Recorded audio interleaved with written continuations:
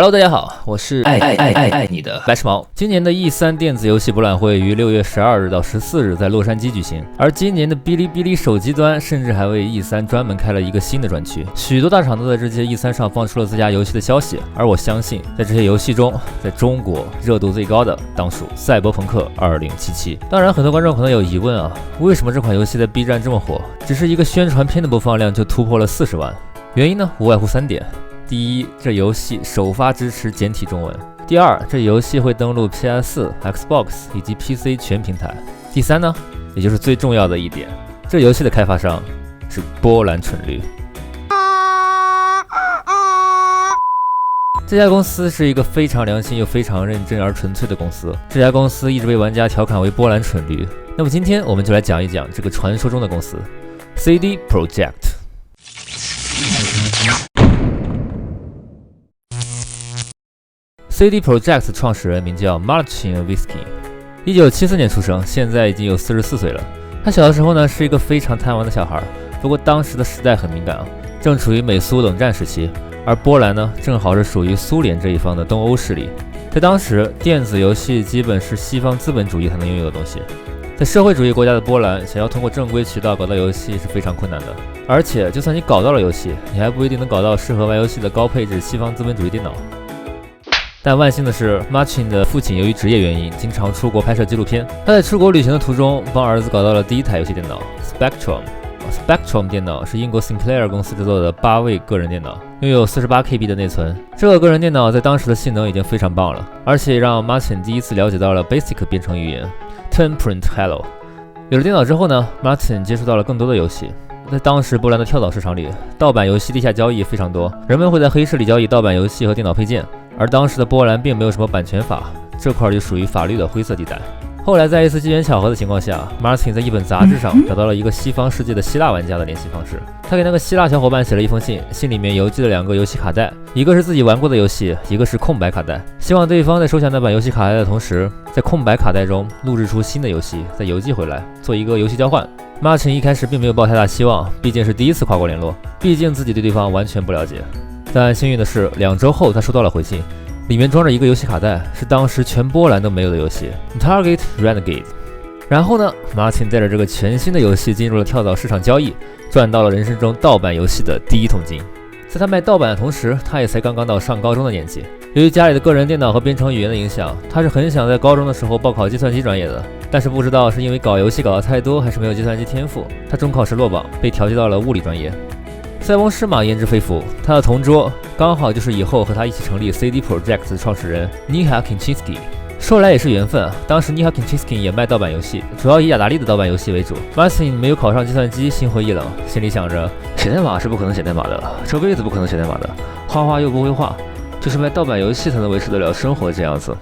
于是他们2个人就狼狈为奸，正式开始了盗版游戏贩卖之路。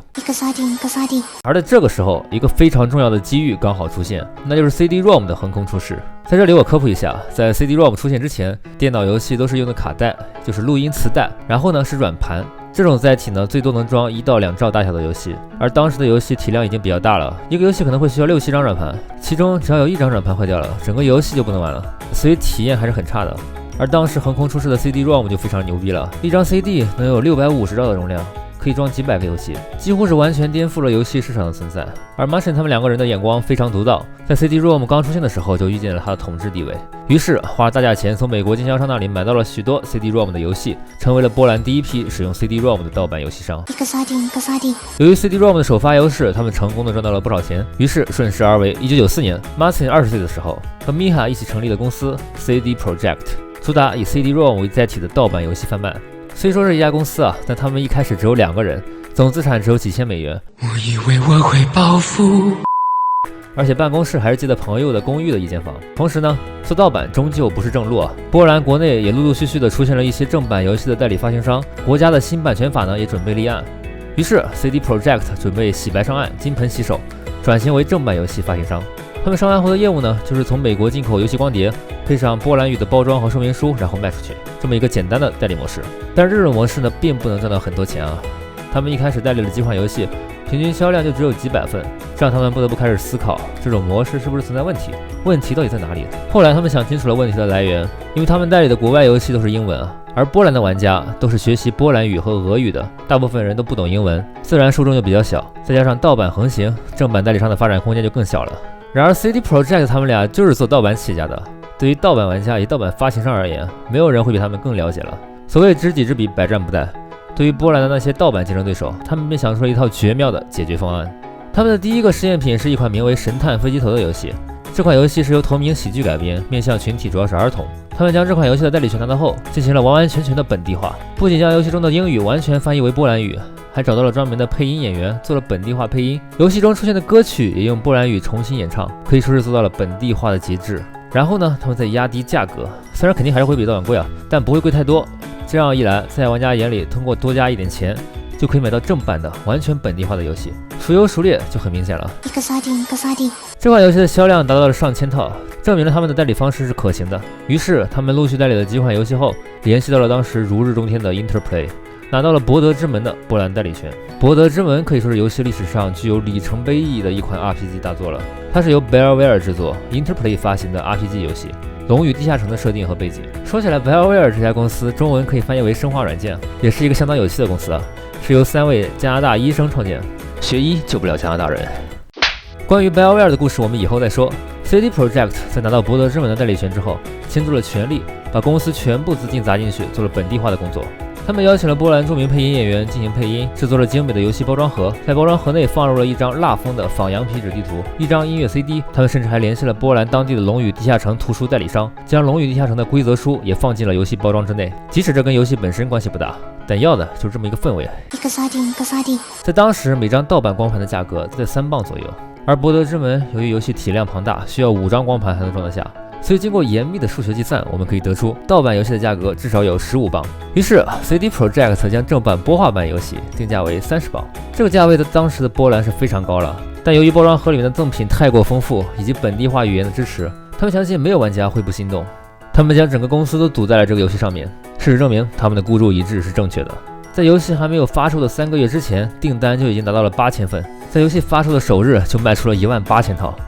这就是 CD Projekt 的经营之道。他们不怕盗版，也根本不做任何加密措施，通过大量高价值的附赠商品和非常良心的游戏定价，为正版玩家谋福利。我都这么良心了，你还去买盗版，你的良心不会痛吗？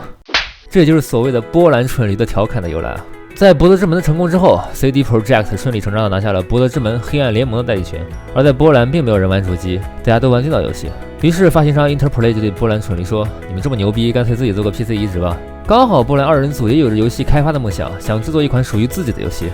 于是两家公司一拍即合 ，Interplay 就偷偷地送给他们俩一台 PS2 的开发机，从伦敦走私进入波兰。而波兰蠢驴呢，也找到了当时波兰一位非常厉害的程序员 Sebastian Rulinski， 曾经开发过《刺杀希特勒》2093到1944，让他负责在这个项目。然而事情并没有想象那么顺利啊。在波兰这边如火如荼地搞着 PC 移植的时候 ，Interplay 这家公司陷入了财务危机，马上就要进入到破产清算的法律程序，没有办法支付他们钱了。于是整个项目被迫终止。但程序员请都请过来了，游戏源码都搞一半了，说不干就不干，我波兰人岂不是很没面子？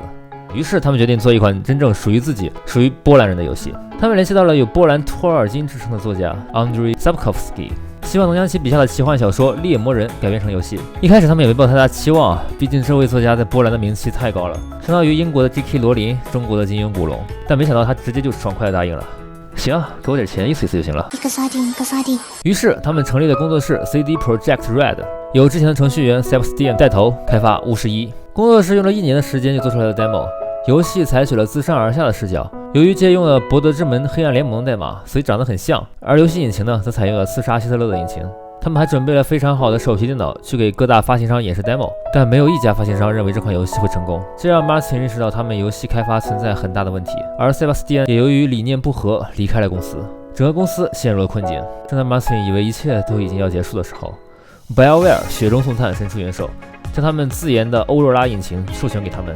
并给他们说，如果做出来的 demo 还可以，帮他们搞到E3的展位。由于波兰蠢驴之前代理播画过欧若拉引擎的游戏，所以他们很快就上手了，并利用新引擎制作出了新的 demo。BioWare 看过新 demo 之后觉得很棒，将自己的摊位分了一块给波兰蠢驴。在2004年的E3上，BioWare 的新作《翡翠帝国》发布。这款游戏的 IGN 评分达到了9.9分，无数玩家来E3的目的就是来看这个游戏的。而就在翡翠帝国旁边的巫师1，自然也就吸引到了很大的流量。巫师1刚开始是计划由15个人开发的，在当时已经是一个不小的工作室规模了。但最后是100个人用了5年的时间制作的，并且花费了2000万波兰提罗兹，大概相当于今天的1200万到1600万镑，是当时波兰蠢驴全部的资产了。当年的波兰没有游戏开发的人才，而且他们也没有名气去吸引海外的开发者，他们的开发成员都是从银行家、医生或者各行各业里对游戏热爱的人招募过来的。虽然他们不够专业，但或许就是因为这样，他们才是真的热爱游戏，才会更加纯粹、更加优秀。在E3展会过后，雅达利向他们抛出了代理巫师的橄榄枝，整个公司的精力全部投入到游戏开发里，半年的时间，每天工作12个小时，所有的周末、所有的时间都在工作。工作室首席负责人就直接睡在桌子底下，臭气熏天。然后他们就成功了。巫师1在2007年秋天发布，叫好又叫座，卖出了超过200万套，整个公司起死回生，并顺便带动了整个波兰游戏产业的发展。2007年，游戏主机市场规模已经足够大了，于是，在发行商雅达利的建议之下 ，CD Projekt 便准备开发游戏的主机版本《巫师白狼》。但由于欧洲蓝引擎不支持主机，他们也没有主机开发的经验，他们便与法国的游戏公司 Widescreen Games 进行了合作。Widescreen Games 所拥有的实力是毋庸置疑的，他们不仅拥有雄厚的技术实力，在发行方面也与游戏巨头万代南梦宫拥有很好的关系。但这家公司的开发效率实在是太低了。CD Projekt 一方面将自己的一部分员工派往 Widescreen Games 进行帮助，另一方面提供比自家巫师2还高的资金支持。但是这家法国开发商却一次又一次地推迟游戏的完成时间，最终双方谈崩，游戏开发直接取消。白狼的取消开发浪费了 CD Projekt Red 接近2年的开发时间，并让他们欠下了许多债务。而在这时，刚好2008年到了，金融危机开始了。CD Projekt 又一次陷入了破产的边缘，他们被迫关闭了2家在波兰国外的发行公司，只保留了本家公司、游戏开发公司在内的3家公司，公司规模缩水一半，有时候连工资都发不出了。而这时，很多投资者也盯上了他们，准备买下整家公司的股权。那么波兰蠢驴是如何在金融危机这种绝境中生存下来，并完成了巫师2、巫师3以及后续的赛博朋克2077的呢？时间不早了，我们下期再讲。好的，本期节目就到这里。喜欢的观众请不妨投个硬币，点个收藏，给个好评，转个推荐。当然，能点个特别关注是最好的了。新观众可以在关注时勾选特别关注，老观众也可以在实时界面点击设置。你们的关注就是我更新的动力。我是白痴毛，一名整天摸鱼的独立游戏开发者。我们下期再见。极点工作室，每一个极致的创意都值得被点亮。